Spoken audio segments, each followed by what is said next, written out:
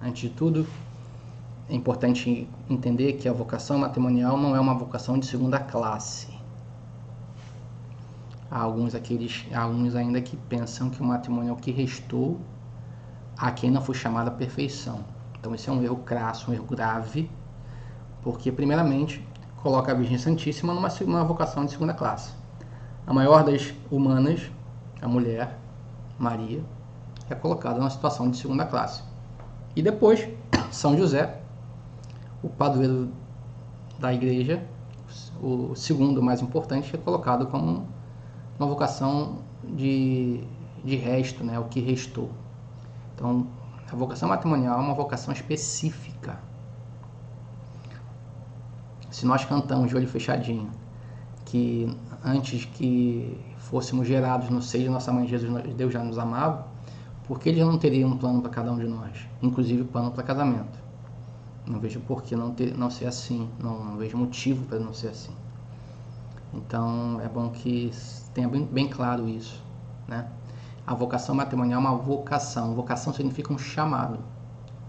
Esse chamado é anterior àquele que é chamado. O chamado tem que ser anterior, pelo menos logicamente. Chama-se primeiro e depois aparece o chamado, não o contrário. Então a vocação matrimonial é algo que deve ser encontrado como resposta humana a um convite de Deus. Então é bom romper esse primeiro erro que acontece frequentemente, que é achar-se que a vocação matrimonial é uma vocação de segunda classe, de segundo escalão. Há os perfeitos, que são os sacerdotes sempre, as religiosas, os leigos consagrados, e aí quem não foi chamado para essas coisas especiais é chamado, ou eu chamo de Vocation, em alemão, né? Uma não vocação.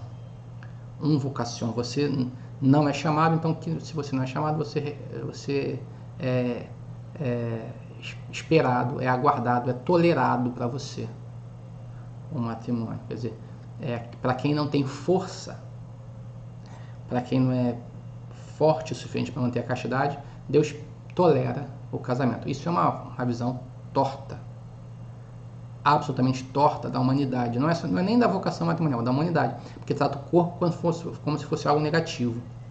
E o corpo não é negativo, o corpo é bom. Deus fez tudo, inclusive o corpo, e viu que tudo é bom. Para essas pessoas que falam isso, eu costumo dizer isso: Deus tem consertar a Bíblia de vocês no Gênesis, logo no início, né? Tem que botar uma vírgula. Deus fez tudo, vírgula, exceto o corpo, vírgula, e viu que tudo era bom. Isso é um absurdo. Então, o primeiro ponto o matrimônio é um chamado. E São José foi chamado a viver com a Santíssima Virgem para preparar o menino Jesus. Então, José tem um chamado especial. Ele vai ser não só chefe da família, ele é o chefe da família. O homem é o chefe da família, reclamem, mas o homem é o chefe da família. São Paulo vai dizer lá em Efésios, vai repetir isso. Mas a chefia de José não é a chefia como nós pensamos. É curioso isso, né? Eu acho engraçado, porque quando cai aquele texto de Efésios, né, marido, amai vossas esposas submissas, aí começa a contorcionismo, né, das palavras, para que o texto diga o que não está dizendo o texto. Ou melhor dizendo, para que o texto não diga o que ele está dizendo. Aí submissão vira igualdade, submissão vira semelhança, submissão vira diálogo. Não, submissão é submissão. A mulher tem que ser submissa ao esposo, porque o esposo é o chefe. São José era o chefe da família. Agora, São José não era mais santo da família, São José não era mais inteligente da família, São José não era mais caridoso da família, ele só era o chefe. E tem mais. Nós hoje ficamos nesse contorcionismo teórico, de aperta daqui, solta dali, é submisso, mas não é submisso, é submissão, é igualdade. Por quê? Porque no fundo nós não aceitamos a submissão cristã. Nós estamos tão distantes do cristianismo hoje em dia, no século XXI, que não entendemos o conceito de submissão que São Paulo oferece. Não entendemos o conceito de submissão que o cristianismo oferece. O que é ser submisso? O que é ser chefe? E o que é ser submisso ao chefe? Vamos mudar o exemplo, né? O que significa grandeza para o cristianismo? Grandeza para o cristianismo, chefia, significa amarrar um avental, ajoelhar-se diante daqueles mais frágeis, os menores, e lavar os pés dos menores. Isso é submissão para o cristianismo. Isso que é chefia para o cristianismo. Vós dizeis que eu sou maior entre vocês. Sim, você tem razão, eu sou chefe, eu sou maior.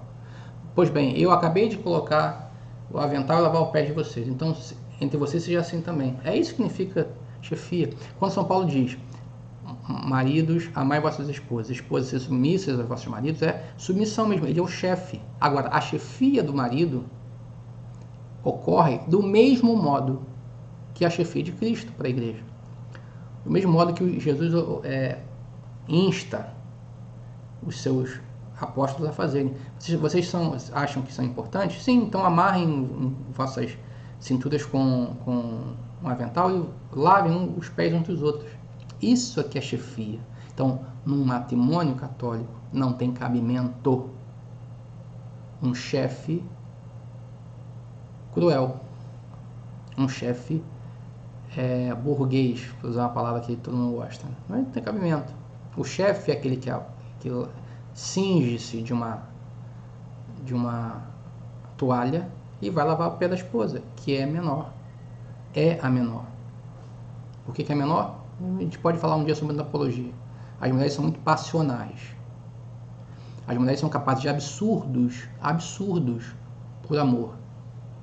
Não, Robson, é possível? Claro que é possível. É possível cometer a injustiça por amor. As mulheres são capazes de ser injustas por amor. Um homem não. Um homem é mais difícil.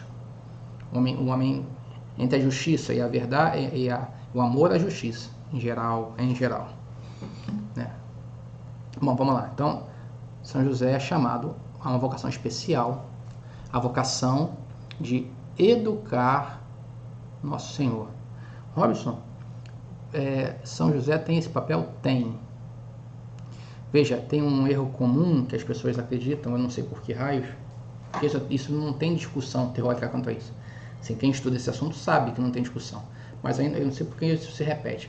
Acredita-se que Nosso Senhor estava fingindo. Ele fingia que não sabia hebraico, ele fingia que tinha dor, ele fingia que estava dormindo, ele fingia que não conhecia o caminho do templo, ele fingia. Não, Nosso Senhor não fingia não, ele não sabia. A Kênosis, de que fala São Paulo, é uma Kênosis de verdade. Esvaziou-se de si sendo Deus, esvaziou-se mesmo. Ele não fingiu esvaziar-se. Nosso Senhor ignorava mesmo, não fingiu ignorar.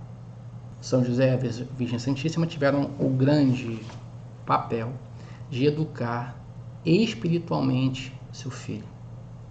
Espiritualmente, veja, ensinar a rezar, ensinar a falar, ensinar a trabalhar, ensinar a obedecer. Veja, aquele episódio da perda de Jesus no templo, a Virgem Santíssima e São José deram um pito no filho. Onde é que estava?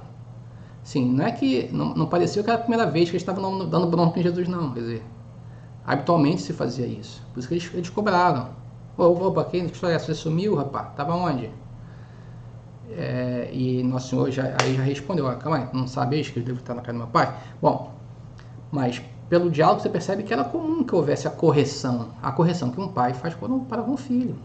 Esse é o papel, esse é um papel que São José tem na vida dos seus, na vida familiar de Nazaré, que todo pai tem. Veja, nós temos esse problema ultimamente. Como ninguém quer ficar feio na foto, um grande defeito que nós temos é esse, né? Todo mundo quer ficar de bem com todo mundo. Esse papel capital, único que tem o pai, que é de corrigir os filhos, está cada vez menos frequente. Isso é ruim, porque se você não corrige, não tem como a pessoa saber que precisa ser corrigida, precisa melhorar.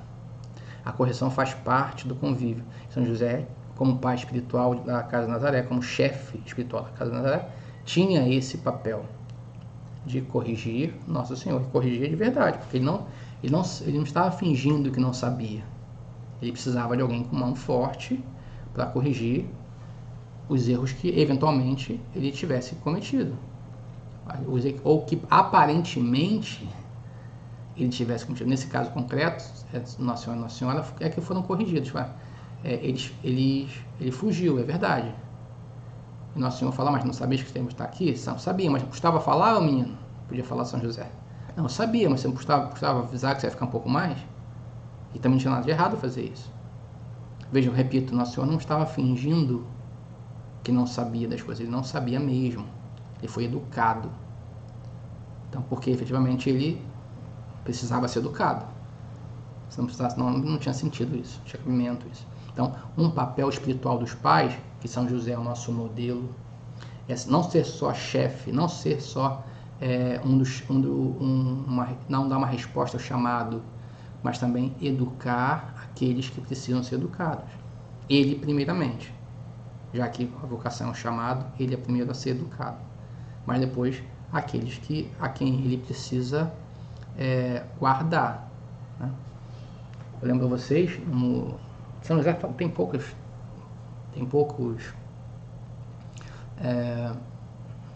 relatos dele no Evangelho, né?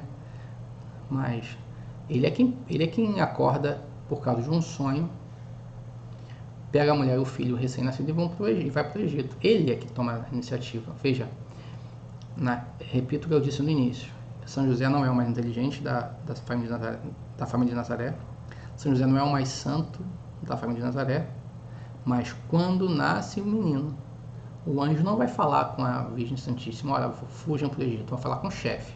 O chefe é o seguinte, fuja para o Egito, porque ele é quem tem o caráter, ele que tem o munus de chefia. Isso tem que ser resgatado entre nós.